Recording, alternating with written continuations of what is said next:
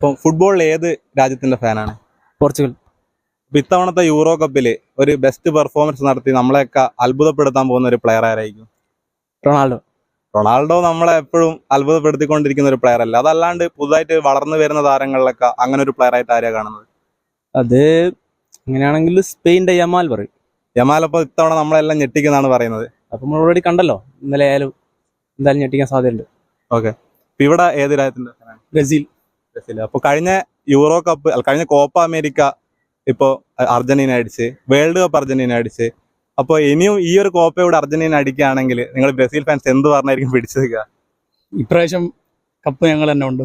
അർജന്റീനക്ക് ഒരു സാധ്യത ഇല്ലെന്നാണ് പറയുന്നത്. സാധ്യതയുണ്ട്, പക്ഷേ ബ്രസീലും ഉണ്ട്. ഇപ്പം ഫുട്ബോളിൽ ഏത് രാജ്യത്തിന്റെ ഫാനാണ്? ബ്രസീൽ. അപ്പൊ ഇത്തവണത്തെ കോപ്പ അമേരിക്ക അടിക്കാൻ ഏറ്റവും സാധ്യത കാണുന്ന ബ്രസീൽ തന്നെയാണോ? ബ്രസീൽ കഴിഞ്ഞാൽ ആരായിരിക്കും കോപ്പ അമേരിക്ക അടിക്കാൻ സാധ്യത?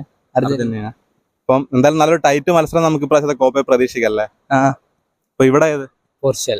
ഇപ്പം യൂറോ കപ്പ് ഇത്തവണത്തെ റൊണാൾഡോന്റെ അവസാനത്തെ യൂറോ കപ്പ് എന്നൊക്കെ പറയുന്ന ഒരു യൂറോ കപ്പാണ്. അപ്പൊ അത് പോർച്ചുഗൽ അടിക്കുന്നത് തന്നെയാണോ തോന്നുന്നത്? അതാണ് തോന്നുന്നത്.